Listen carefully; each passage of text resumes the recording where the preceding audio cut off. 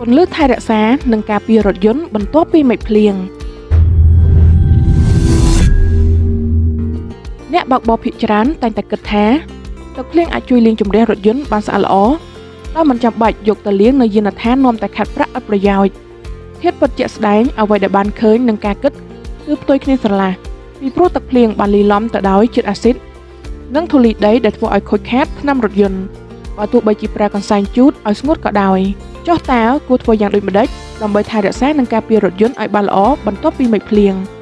គន្លឹះខាងក្រោមគឺជាដំណោះស្រាយដ៏ល្អសម្រាប់អ្នក 1. ត្រូវតែលាងសម្អាតដាច់ខាតនៅពេលបើកបរកាត់ភ្លៀងទឹកដែលជន់នៅលើដីអាចសែកមកពេញតួរថយន្តធ្វើឲ្យរថយន្តពោពេញទៅដោយកម្ទេចកំទីនិងភាពកខ្វក់ហើយប្រសិនបើមិនប្រញាប់លាងសម្អាតឬទុកយូររហូតដល់ស្ងួតវាអាចធ្វើឲ្យថ្នាំរថយន្តបាត់បង់ភាពភ្លឺរលោងនិងកកិតឡើងស្នាមឆ្កូតនៅពេលលាងសម្អាតវិធីដ៏ល្អគួរលាងសម្អាតរថយន្តឲ្យបានគ្រប់ជ្រុងជ្រោយបន្ទាប់ពីបើកបរកាត់ភ្លៀង 2. ភ្លៀងអាស៊ីតកុំតិចថ្នាំរថយន្តប្រសិនបើលាងសម្អាតមិនទាន់ពេលវេលាករណីមានភ្លៀងអាស៊ីតច្រើនដំណោះស្រាយដ៏ល្អមានតែខាត់ថ្នាំឡានឡើងវិញឬប៉ូលាបាញ់ថ្នាំថ្មី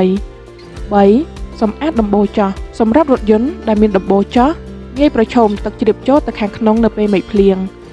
ជាទូទៅដំបូលចោះតែងបន្សល់ទុកនៅធូលីដីហេតុដូចនេះគួរឲ្យអ្នកជំនាញធ្វើការសម្អាតបន្ទាប់ពីរាំងភ្លៀងម្យ៉ាងវិញទៀតគួរឧស្សាហ៍ឆែកមើលដំបូលចោះនិងបិទដំបូលឲ្យជិតមុនពេលភ្លៀងធ្លាក់ 4. ចង្កៀងរថយន្តចង្កៀងភ្លើងខាងមុខជាពិសេសចង្កៀងកង្កែបអាចផ្ដល់នូវភាពភ្លឺច្បាស់ល្អនៅពេលមេឃភ្លៀងខ្លាំងដូចនេះគួរឧស្សាហ៍ត្រួតពិនិត្យនិងសម្អាតចង្កៀងឲ្យបានត្រឹមត្រូវប្រសិនបើមានស្នាមប្រេះឬខូចត្រូវប្រញាប់បដូរថ្មីដើម្បីបង្ការស្របពេលរដូវភ្លៀងកាន់តែគៀកចូលមកដល់ 5. ផ្លិតទឹកពិតណាស់ផ្លិតទឹកមានតួនាទីសំខាន់បំផុតពេលមេឃភ្លៀងដែលវាជួយជូតកញ្ចក់ខាងមុខឲ្យមើលផ្លូវឃើញច្បាស់ល្អករណីផ្លិតទឹកមិនដំណើរការអាចផ្ដល់ផលវិបាកបំផុតពេលបើកបរ